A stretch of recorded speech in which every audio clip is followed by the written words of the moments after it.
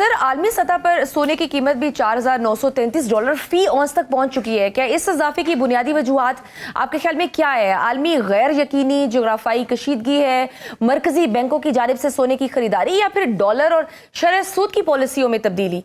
आखिर क्या वजह है कि पूरी दुनिया में सोने और चांदी ने अचानक मंडियां जो हिला कर रख दी हैं?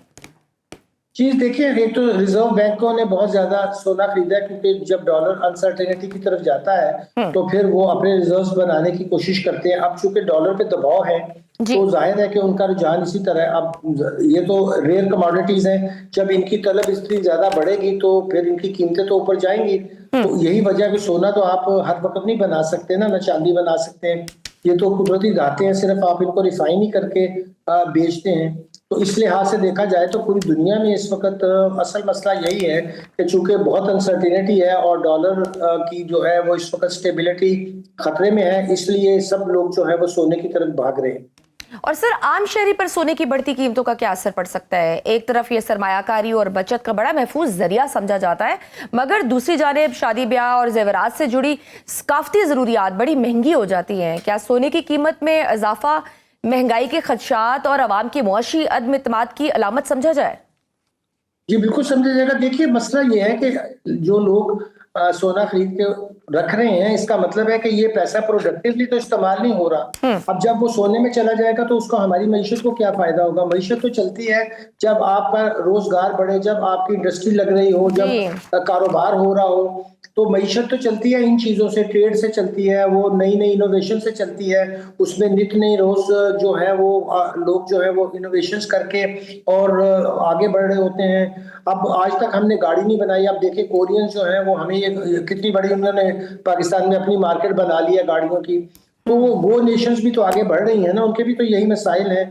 और उनके कौन से सियासी निज़ाम ऐसे हैं जिसके बारे में हम कहें कि जी वहाँ उन्होंने बड़ी कोई यूरोप की तरफ 400 500 साल की जमहूरियत से गुजरे हैं, मगर वहाँ लोग मेहनत कर रहे हैं। वहाँ ये मसाइल नहीं है कि आपको फिनेंस नहीं मिलता, वहाँ टैक्सेशन के मसाइल नहीं, वहाँ लोगों को रोजगार मुयसर है, वहाँ लोगों की जिंदगी जो है वो आगे बढ़ रही है। हम तो लोगों को पीछे ले जा रहे हैं। हमारे से जो लोग कल तक मिडिल क्लास में थे वो बेचारे अब गुर्बत की तरफ जा रहे हैं। अमारात की जानिब से $2 अरब के डिपॉजिट का रोल ओवर हुआ है।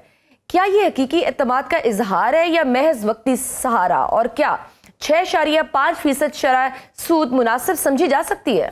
जी ये देखिए, एक तो शरह सूद तो बहुत ज्यादा है ही, मगर असल मसला ये है कि हमारे पास इतने ज़खायर नहीं है कि हम जो इस वक्त पेमेंट्स ड्यू हैं वो कर सके।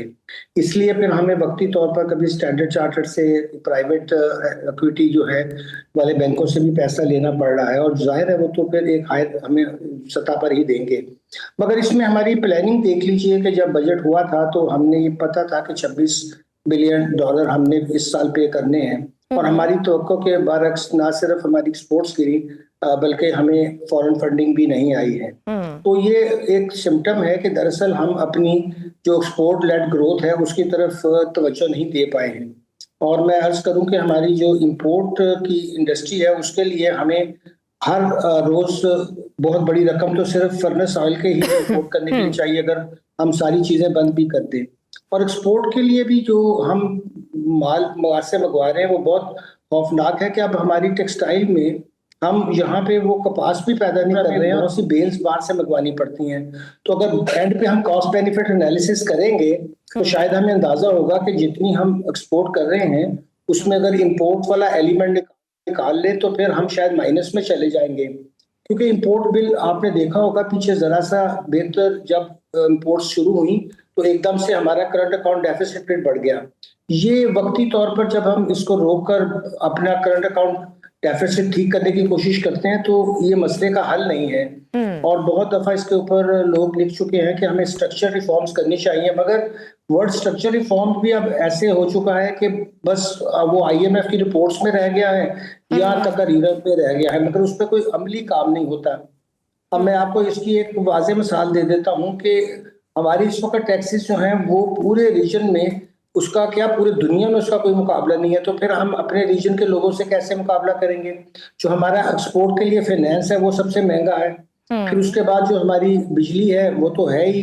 तो अगर आपकी कॉस्ट जो इतनी ज्यादा होगी तो दरअसल रियासत ने ये कॉस्ट बढ़ाकर हमारे लिए ये मौका ही नहीं छोड़ा है कि यहाँ का प्राइवेट सेक्टर जो है वो पाकिस्तान के लिए डॉलर कमा के ला सके।